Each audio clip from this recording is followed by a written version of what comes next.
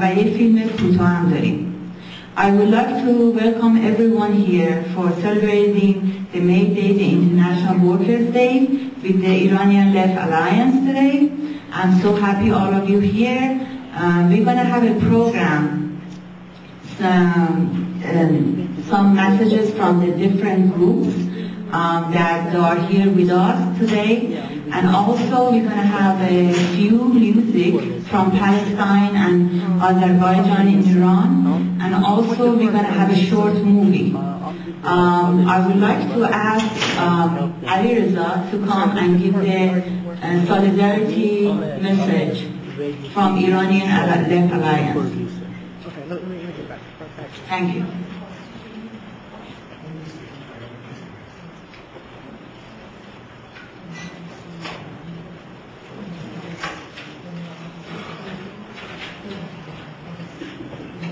سلام خدمت تمام عضوان.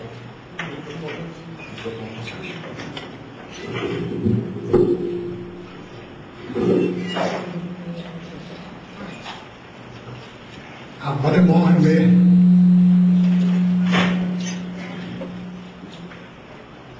ماه مه که روز همبستگی مبارزات جهانی طبقه کارگر و هر انسان زحمتکش است را تبریک و تحیت عرض می‌کنم. اگرچه فلسفه گرامی داشت این روز تنها به خاطر جانباختگان کارگران شیکاگو در 130 سال پیش نیست که با خون خود نهال آزادی طبقه کارگر را بار دیگر آبیاری کردند، بلکه عمدتاً به خاطر اهمیت مبارزه طبقه کارگر برای استقرار جهانی عادلانه و به دور از هر گونه استثمار طبقاتی است که نظام‌های متکی بر مالکیت خصوصی و وسایل تولید طی قرن‌ها بر مردم کار و زحمت تحمیل کردند. بزرگداشت اول ماه مه تأکید بر فلسفه آزادی و برابری اجتماعی انسان هاست. فلسفه حرکت بشریت از حیطه ضرورت به قلمروی آزادی است.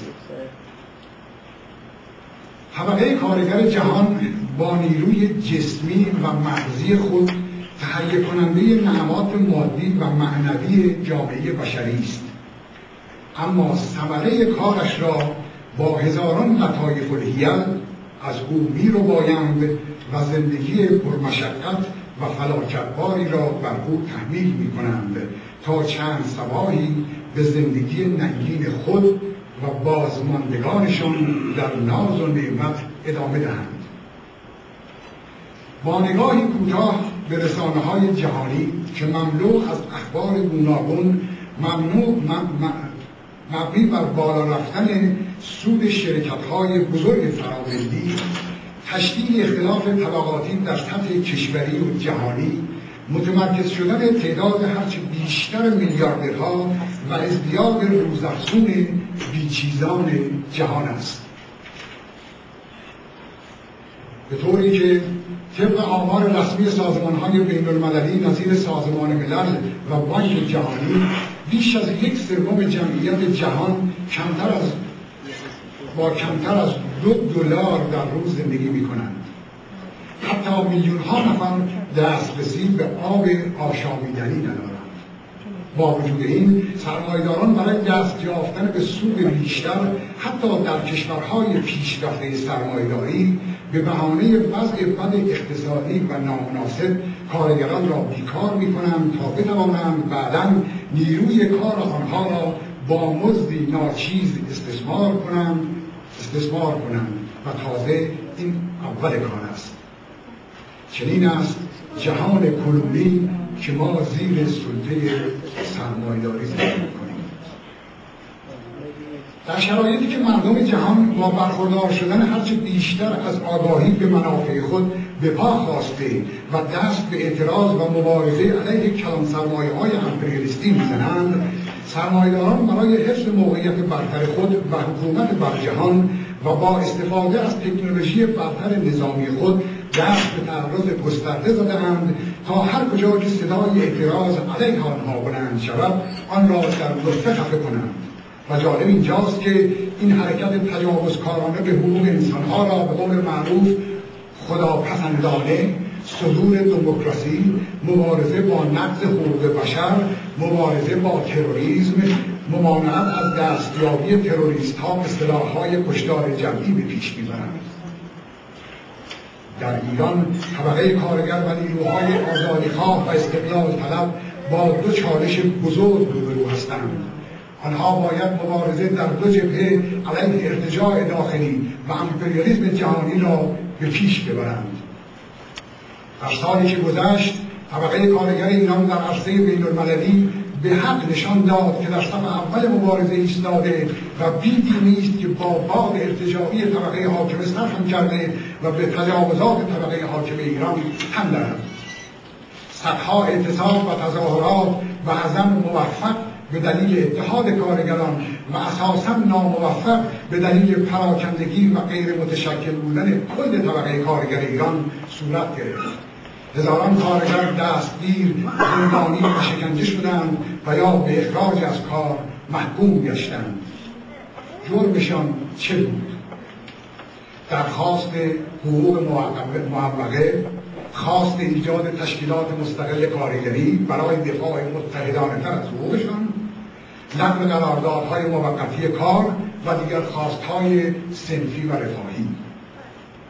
هر کجا که ظلم باشد مقاومت و مبارزه نیز وجود خواهد داشت و در ایران چون بیشترین ظلم و ستم به طبقه کارگر اعمال می شود، مقاومت و مبارزه این طبقه که بزرگترین طبقه اجتماعی علیه نظام سرمایه‌داری است بیشتر از هر قشر طبقه دیگر می باشد.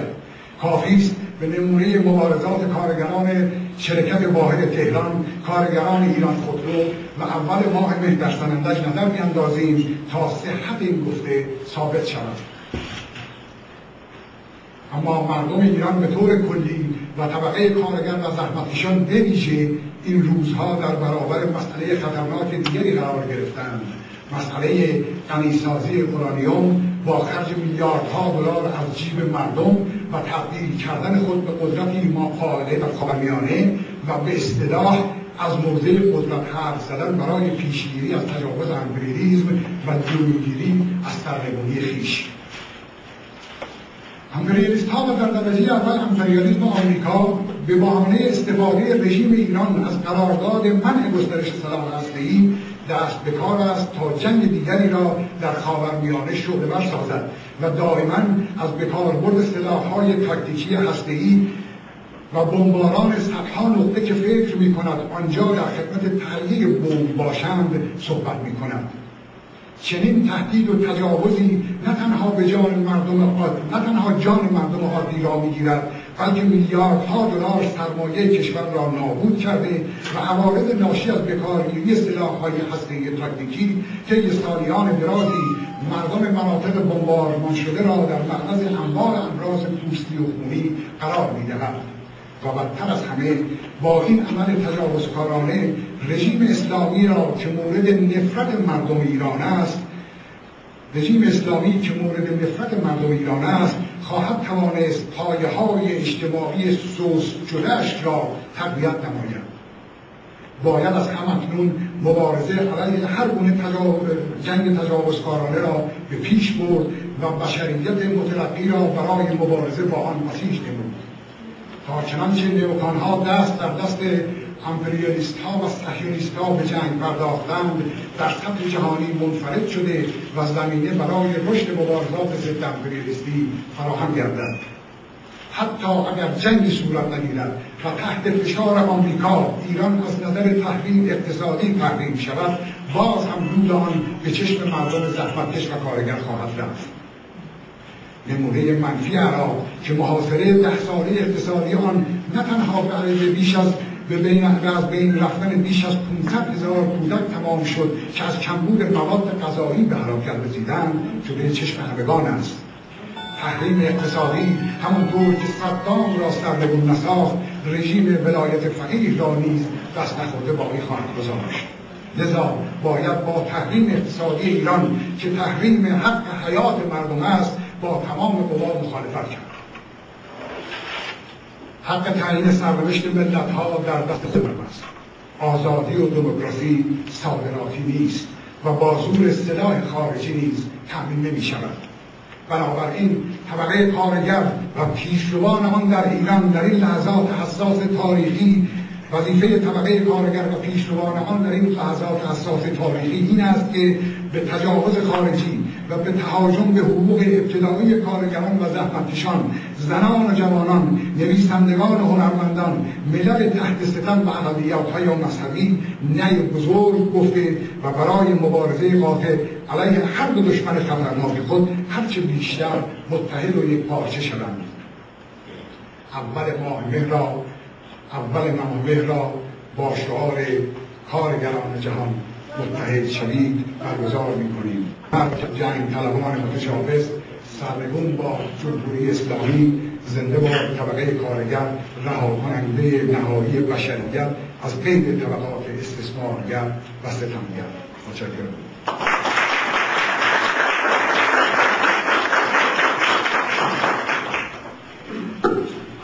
Next is, I would like to ask my comrade and dearest friend, Bill Fletcher, the former president of Trans-Africa Forum, and also visiting professor of Brooklyn College in New York City. Bill Fletcher, thank you.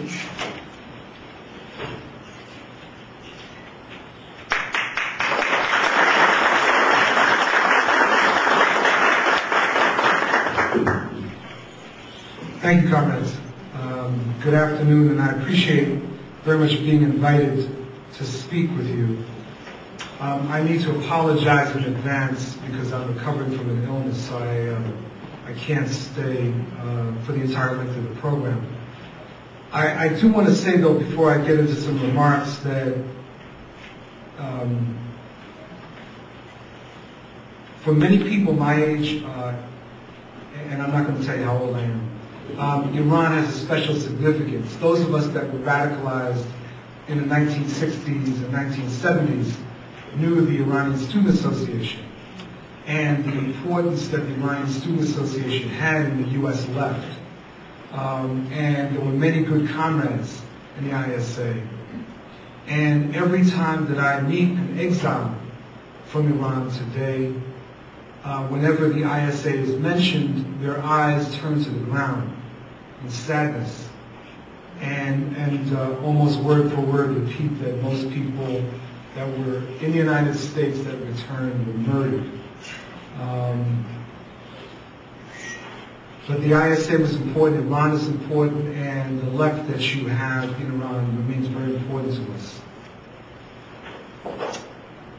I wanted to start by just pointing out that though founded based on a struggle for the 8-hour day in the United States, workers in the United States, including our own unions, by and large failed to recognize the importance of May Day. Virulent anti-communism and chauvinism within the United States helped to create a chasm between workers and oppressed people here and workers and oppressed people in other parts of the world. Events such as this evening's program are important in addressing and bridging this chasm. I would like to offer a few words about the current world situation and specifically use this to talk about why the left is so important. We live during a period of global restructuring of capitalism. This restructuring, which has come to be known as neoliberal globalization, is taking place with a vicious disregard for the lives and well-being of the masses and of the environment of this planet. Essentially, neoliberal globalization is addressing the stagnation that capitalism experienced in the late 1960s and the need to accelerate the process of capital accumulation. With the end of the Cold War, there was a brief moment when many people thought that this globalization would take place brutally, but relatively peacefully. I realize that that sounds paradoxical, but what I mean is that there was an assumption, even in some quarters within the left, that wars would decline in importance. This has turned out to be completely an error. Ironically, it's the neoliberal proponent, Thomas Friedman, the columnist, who put it best: there is no invisible hand of capitalism without the invisible fist. The workings of capitalism have never been peaceful, whether one is discussing the enclosures in medieval Britain, the slave trade, the invasion of the Western Hemisphere, the destruction of civilizations across this planet, the 2 world wars, or the Cold War. There's no reason to believe that capitalism would lose its stripes. Yet what we're currently facing is not just the brutality of capitalism, but an insistence by a wing of U.S. capital that the U.S. must be the sole determinant of the courses of action of every nation on this planet. It is in this context that one can truly appreciate the demonic nature of the approach of the Bush administration toward Iraq, Iran, Venezuela, Cuba, or for that matter, Palestine, not to mention a list of other places.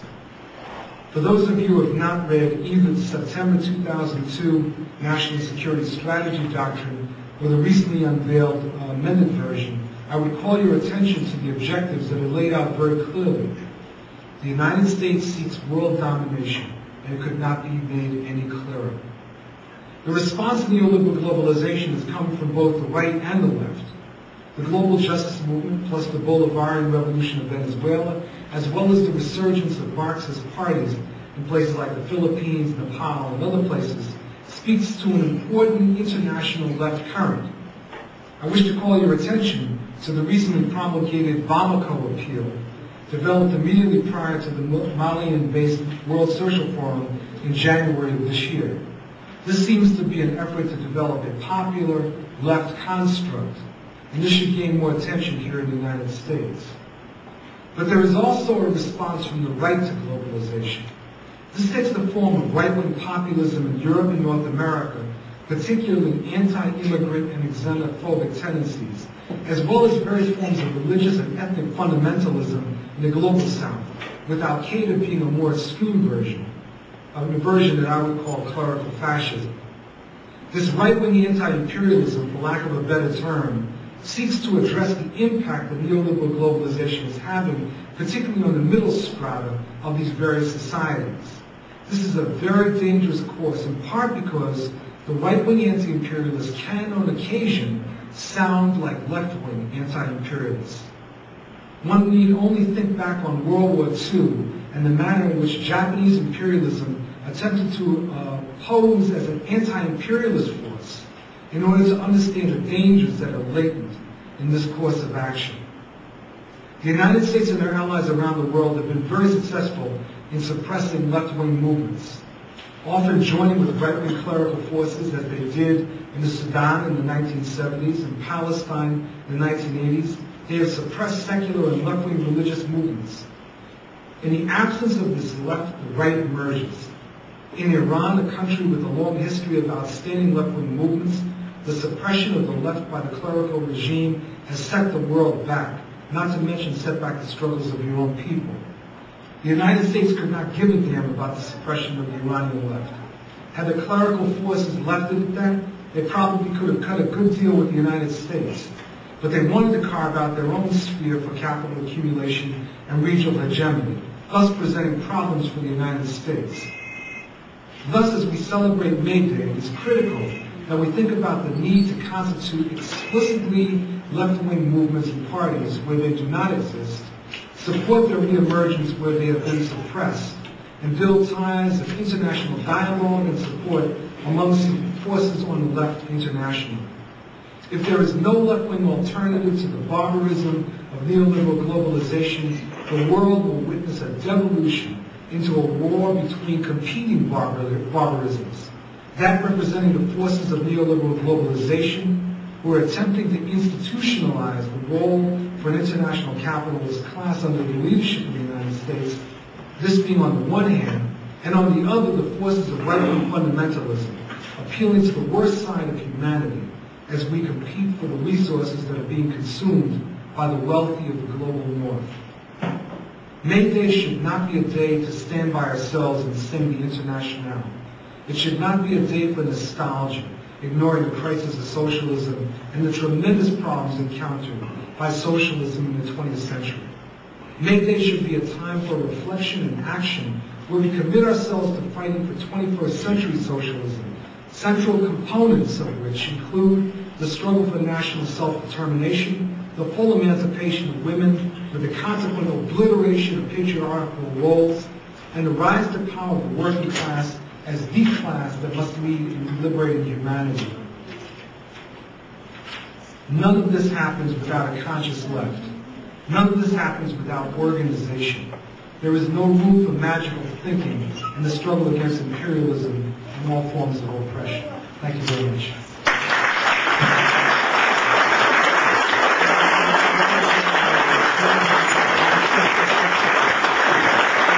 Thank you. Now we're going to have a short movie, and Mr. Zandi is going to explain about the movie. It's a long movie, but we're going to show just a section, like 10 minutes. And I want to just let you know that we have the tea and sweets if you need to take tea. And also there is some olive oil from Palestine. One of our friends brought it here. As you know, the Palestinian economy is very bad right now. And the main of their economy is olive tree oil and olive tree and olive oil. So the oil is like $20 minimum, and if you just donate whatever you wanted and keep ordering, because the olive oil from Palestine is sanctioned in Jordan and also in the Israeli itself, the country. So there is no other means to sell the olive oil. Now is the movie, 10 minutes, and do you want to come and explain?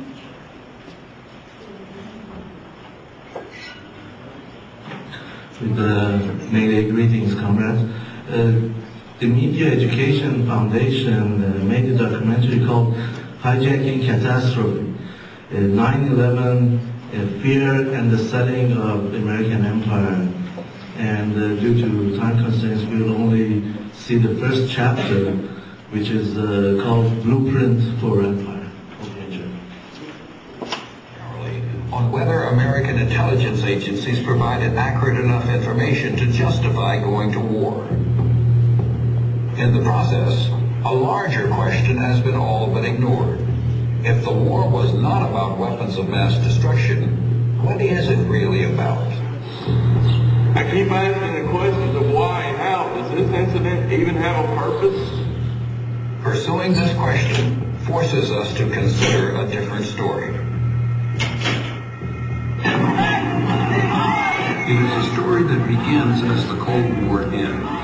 A story about a group of self-identified radical conservatives at the right-wing extreme of the Republican Party. A group of intellectuals and policymakers who saw the fall of the Soviet Union and communism not as an opportunity to scale back America's Cold War military machine, but as an opportunity to build up its size and scale, to use military force more aggressively and unilaterally, to construct a new, unchallenged American empire.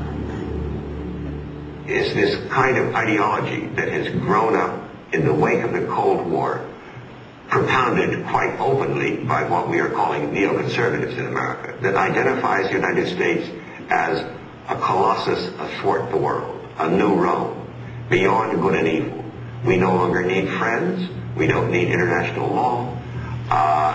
Like the old Roman phrase, it doesn't matter whether they love us or not, so long as they fear us.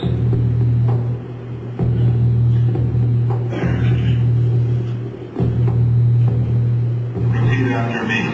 I, George Walker Bush, do solemnly... When George W. Bush took office in 2000, he brought with him some of the most conservative foreign policy voices in the Republican Party.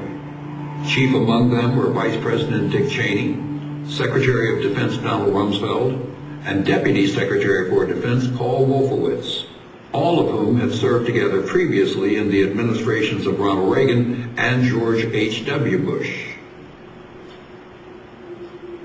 Paul Wolfowitz, in particular, had long been recognized as the intellectual force behind a radical neoconservative fringe of the Republican Party. For years, Wolfowitz had been advancing the idea that the United States should reconsider its commitments to international treaties international law, and multilateral organizations such as the United Nations.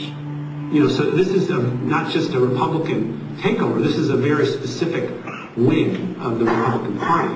It's neoconservative, it's unilateralist, it doesn't believe in the rule of law, it doesn't believe you have to tell the public the truth. And they happen to be an extremely arrogant, dangerous group of reactionary statists. They're not conservatives. They have a political agenda with regards to foreign policy, and that they have been working on for years and years, and writing about this, and saying this is the post-Cold War vision. This is our post-Cold War vision for American power. Ever since the Cold War ended, there were people who were fuming on the right, thinking, this is the golden opportunity now that Russia's out of the way for America to take over the world. We're not doing anything about it. Those damn liberals, those saltheads, are keeping us from doing what is our godly mission. A radical plan for American military domination first surfaced during the administration of George H.W. Bush. In 1992, Paul Wolfowitz, working in the Department of Defense, was asked to write the first draft of a new national security strategy, a document entitled the Defense Planning Guidance. The most controversial elements of what would later come to be known as the Wolfowitz Doctrine were that the United States should dramatically increase defense spending, that it should be willing to take preemptive military action, and that it should be willing to use military force unilaterally, with or without allies. This new reliance on military force was necessary, according to Wolfowitz, to prevent the emergence of any future or potential rivals to American power, and to secure access to vital resources, especially Persian Gulf oil. This caused uproar when it was leaked, and the Europeans got upset, and people like Colin Powell and George Herbert Walker Bush and some extent the Cheney said, this is kind of out there, guys. You gotta tone that down, because at the end of the Cold War is not necessarily a green light for us to go ballistic and building up our military and pushing countries around using the sword rather than diplomacy. But these guys never let go of that. Out of power during the Clinton presidency, Wolfowitz and his colleagues affiliated themselves with a number of influential conservative think tanks.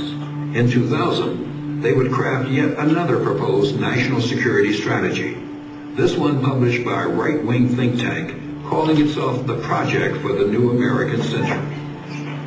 At its core, the document revived the Wolfowitz Doctrine. It called on the United States to increase the military budget by up to $100 billion, to deny other nations the use of outer space, and to adopt a more aggressive and unilateral foreign policy that would allow the United States to act offensively and preemptively in the world. The elimination of states like Iraq figured prominently in this grand vision. They were coming out against the policy of every American president, from Nixon to Clinton to even George Bush in his first year. They wanted to change that. But even these hardline conservatives knew that the Wolfowitz Doctrine was likely too radical to win the support of the foreign policy establishment, their own Republican Party, and the American people. In their defining document, written in September of 2000, a full year before 9/11, they acknowledged that the process of transformation, even if it brings revolutionary change, is likely to be a long one, absent, in their own chilling words, some catastrophic and catalyzing event, like a new Pearl Harbor. 1 year later, that event would arrive.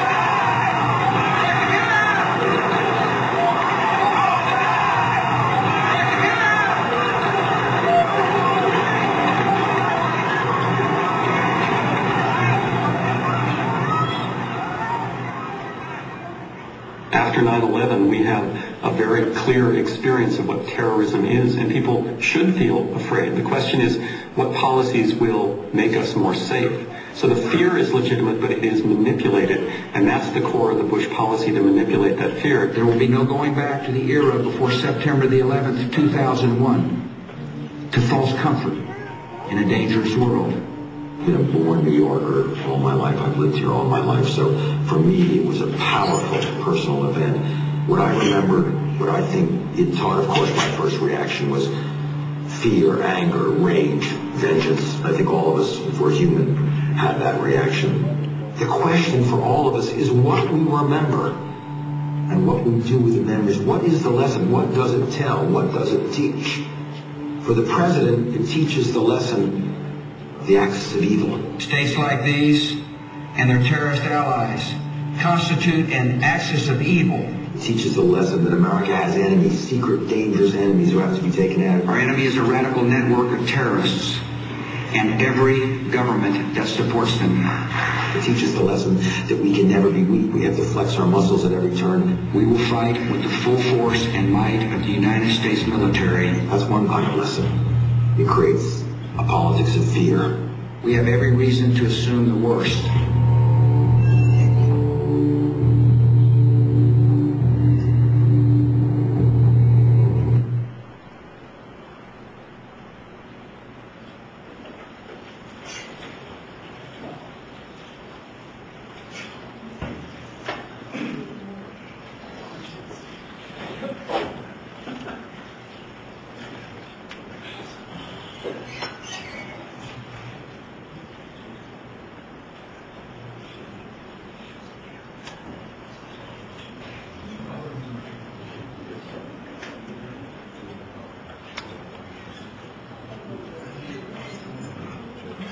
This will give us a chance to think about the movie in peace.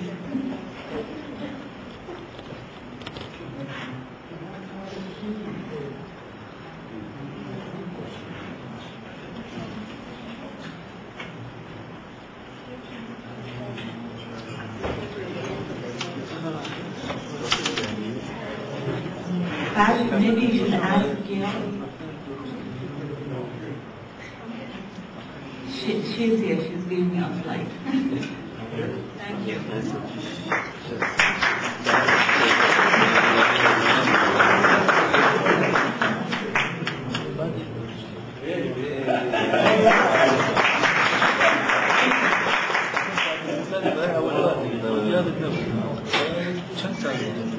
Greetings, friends, comrades, sisters, and brothers.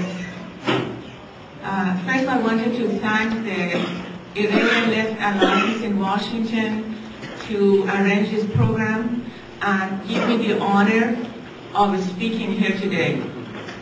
After listening to my brother, Bill Fletcher, and watching the movie, of course, a big structure of the talk that I wanted to give has already been presented. The whole issue of where the U.S. imperialism is today. We know that we are here today on May Day, which is a remembering of the American working class struggle 120 years ago in Haymarket in Chicago, where they struggled to get the right of 8 hours workday, and they were attacked by the American police and they were massacred. And the same way that we celebrate March 8th, the International Working Women's Day, in the memory of those American working class women that 90 years ago struggled for the rights of workers to a safe workplace, to 8 hours a day of work. But it is very sad to know that, as my brother Bill Fletcher said, in America, May Day is never celebrated. And that many Americans, the young generation, don't even know this history. Every time that March 8th comes around, or May 1st, and I tell the young American friends that this is the history, they say, wow, we didn't know that. This is the celebration of the struggle of the American working class that everyone around the world remembers. But today, as it was already said with the extreme reactionary American government and the total attack on the working class here, it is not remembered at all. But fortunately this year, on May 1st, Monday, there will be a tremendous demonstration and march by millions, hopefully, of the Hispanic and other immigrant workers in America.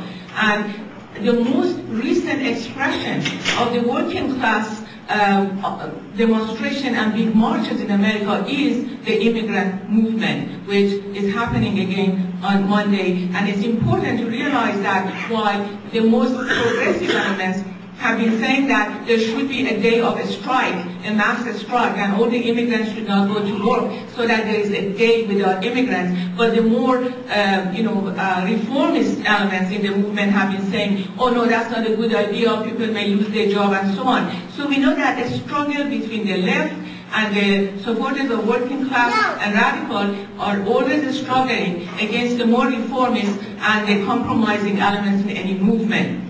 So what's happening today in the world, of course, is the onslaught of global capital, and it is very dangerous time. And while it is May Day and we should be celebrating, but the fact is that it is a very sad time. The fact is that the global capital has expanded itself, and because of the lack of the possibility of making enough profit in their own US or Europe, they have expanded, we know, all over the world and to the third world countries, and the oppression of the working class in these countries, from Thailand to Nepal to everywhere in Latin America and China, is tremendous.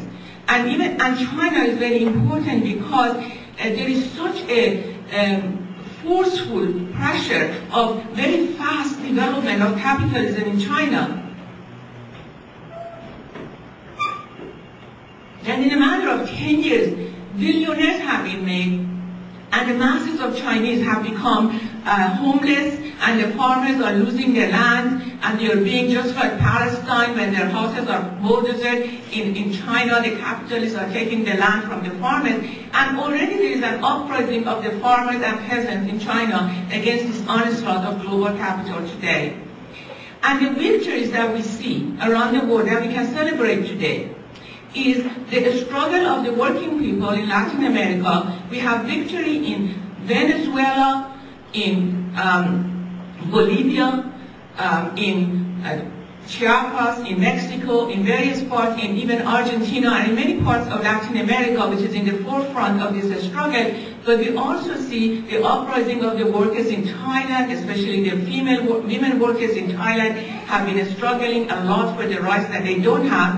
And also we see Nepal today, where it is very interesting for us in Iran because it's very similar to the struggle in Iran, when the movement was saying that the king must go, and then at the end the king came and said, okay, I will, release some political prisoners and maybe we can elect some other prime minister, and that's what the king in Nepal is saying. But the most radical elements in the movement have said, no, that's not good enough. We should carry the revolution to the end and, establish a progressive government. But it is important to realize that the fact is that whether we like it or not, whether those who are interested in a possible socialist revolution or establishing of a socialist or the workers' countries in the world, the fact is that today the majority of forces that are standing up to the U.S. imperialism around the world are the populist forces. Chavez and Morales and these people are really populist leaders. They are not, necessarily left in the traditional sense of the left. The only socialist country that we have, the only leadership of the left that we have left in the world is Castro in Cuba.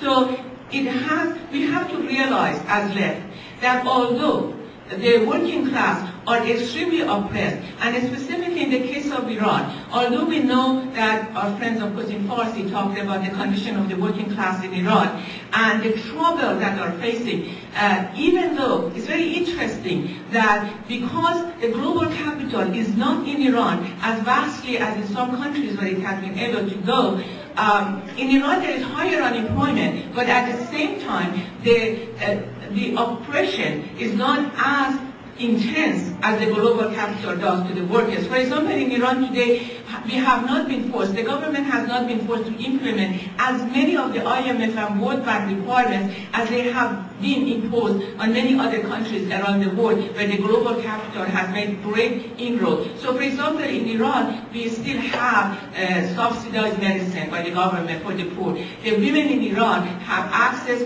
to birth control and contraception at very low prices and sometimes free for the peasants and villagers, and it's accessible. And the rate of contraception used in Iran is tremendously high. So there are some elements that there is this contradiction that when you have, there is some aspect still of populism to the government of Iran. And unfortunately, someone like Mohammad-Nejad, who's elected, and from some points of Islamic is radical, but he's a more populist president in the sense that more of the poor people in Iran support him and voted for him because he talks very radical in a populist sense, and that, you know, the money from oil should be given to the poor people and so on and so forth. And also, he stands very strongly on certain issues from a radical point of view that, you know, it is correct that Iran has the right to develop its nuclear energy technology. And to say that Iran cannot do that is against the international law. The fact is that today Iran is the country that follows the international law. No matter what we think of the Iranian government has not broken any international law. Whether it has never been aggressive towards any government, it has signed onto many UN resolutions and UN conventions, even the Convention on the Right of the Child, which the United States government has not signed onto, the Iranian government has signed onto.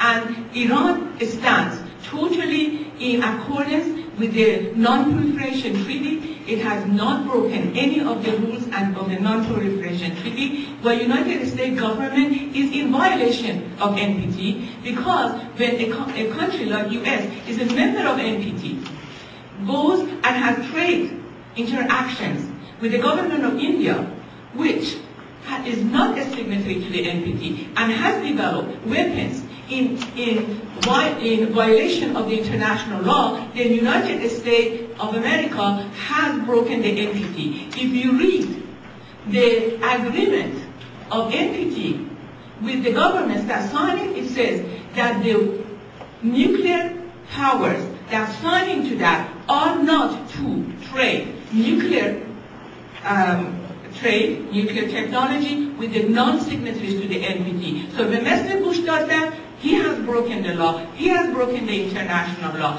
And we know that the U.S. government has broken many international laws, including the Geneva Convention and many other laws of agreements. They have broken the agreement, the Cairo 1981 agreement that they signed with the Iranian government. So in the international sphere, it's very important. It's very difficult to figure out what is the people in the left, the true left, the supporters of the workers' movement, the Marxist left.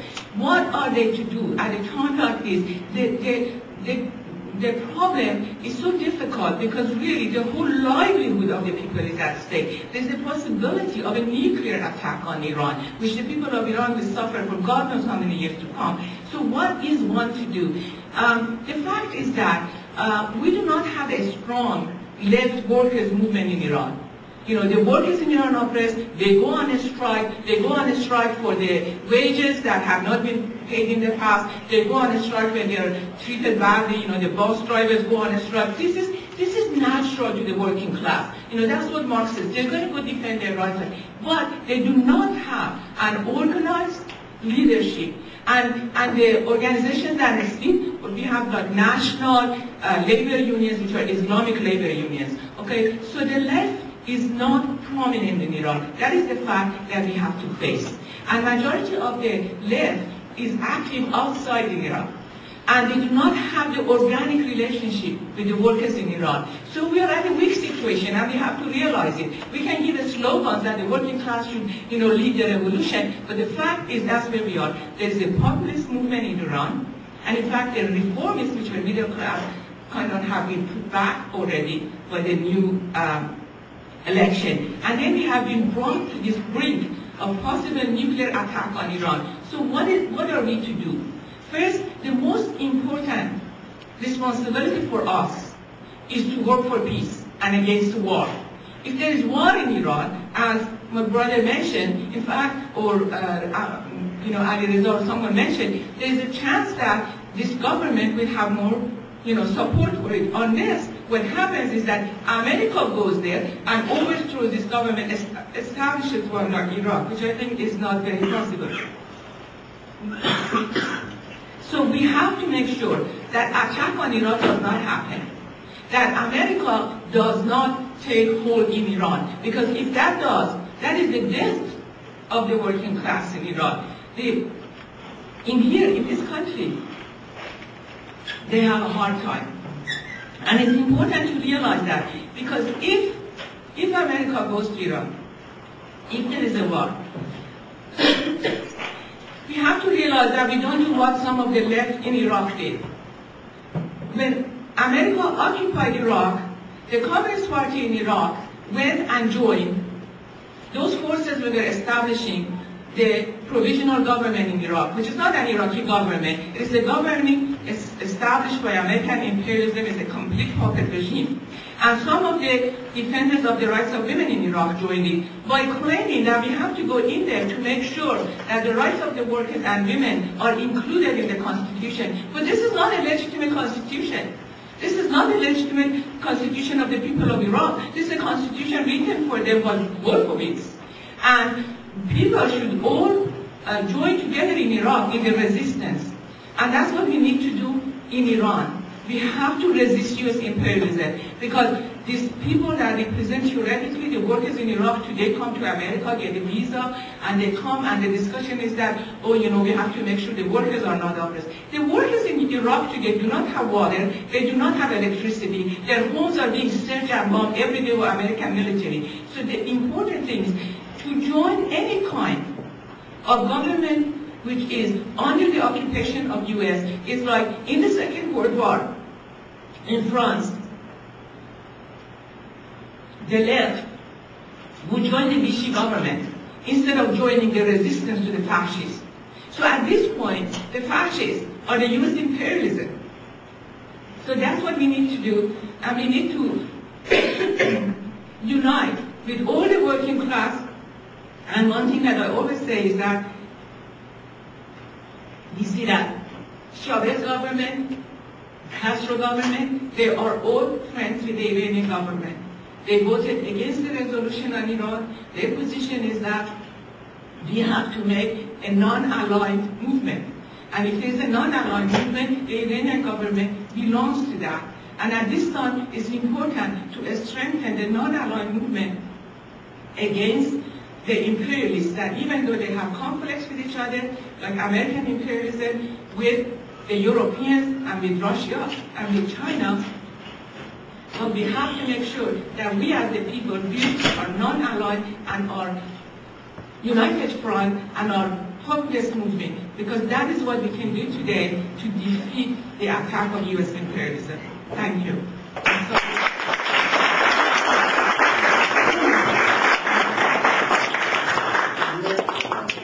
Thank you again, Steve. Now I would like to ask my comrade Sohrab.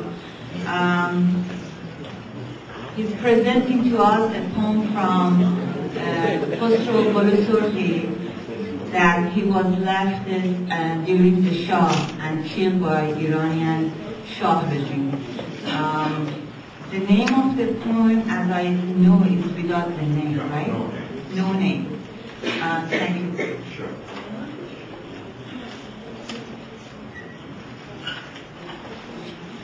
I think the allotted time for this portion is about 7 minutes. And reciting the poem, it's not going to take more than 3 minutes in each language. And I'm going to give you a background about the poet. Khosrow Bolusurti, he was a journalist and in print media, and he was working in radio TV, National Radio TV of Iran. He was born in 1942 in February there in Rasht, close Caspian Sea. And he knew the language he knew was the foreign language, was a French language. And let me just show you, I know that some of you may not be able to see, but this is his face, which most of us know. And there is another one which is more kind of Wall Street type of person, which is this one. And this is to give you the background. He was alleged, and a group of his fellow journalists, they were alleged to plotted to kidnap the Queen and the Crown Prince. And as I gathered, it was one of the biggest miscalculations of the Savage. They televised the trial with the hope that they are a bunch of soft-hearted people, which it backfired. Really in the magnitude of the mistake Neocon did with respect to Iraq. In any case, that was the thing which I thought it is necessary to know.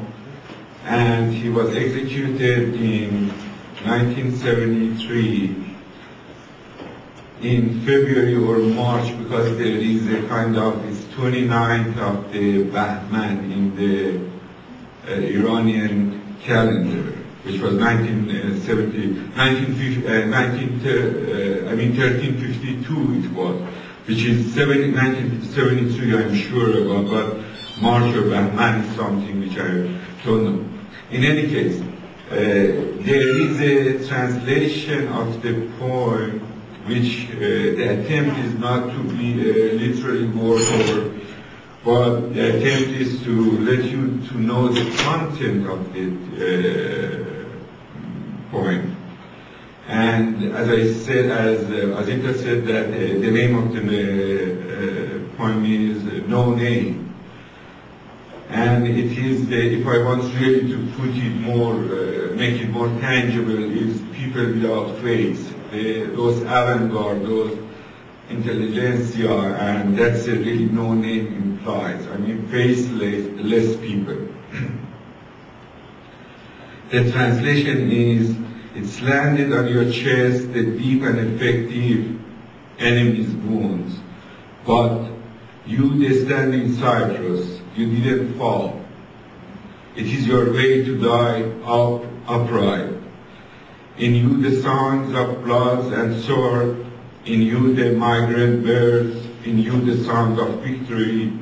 Never your eyes was twinkling this way, never they were like this. With your blood, Tukane Square, in the anger of the masses, will be awakened.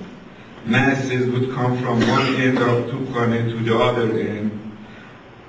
Bread and hunger will be distributed equally and justly.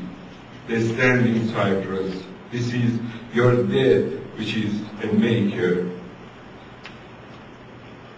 Enemy will erect walls. These pedestrian good and oppressed, they don't know your name. These pedestrian old and worn out clothing, they don't know. And this is pitiful, but the day the masses knows, each drop of your blood become an altar. The masses will put your name, your great name, in its patriotic songs. Your name, Iranian flag, Caspian Sea, is alive because of you. And let me recite it, although I know that we are all almost bilingual, but let me just read it in Persian too, and finish it up. اسم شعر از شعر مینا میگه بر سینه‌ات نشست زخم عمیق و کاری دشمن، اما ای سرو ایستاده نیفتادی، این رسم توست که ایستاده شدی. در تو ترانه‌های خنجر و خون، در تو پرندگان مهاجر، در تو سرود فتح، این گونه چشم‌های تو روشن هرگز نبوده است. با خون تو میدان توپخانه در خشم خلق بیدار می شود. مردم زان سوی توپخانه بدین سوی سرازیر می کنند. نان و گرسنگی به تساوی تقسیم می شود. ای سر ایستاده، این مرگ توست که می سازد. دشمن دیوار می کشد، این آبران خوب و ستمبر نام تو را این آبران ژنده نمی دانند و این دریغ است. اما روزی که خلق بداند هر قطره خون تو محراب می شود. این خلق نام بزرگ تو را در هر سرود میهنیش آواز می دهد. نام تو پرچم ایران خزر به نام تو زنده است.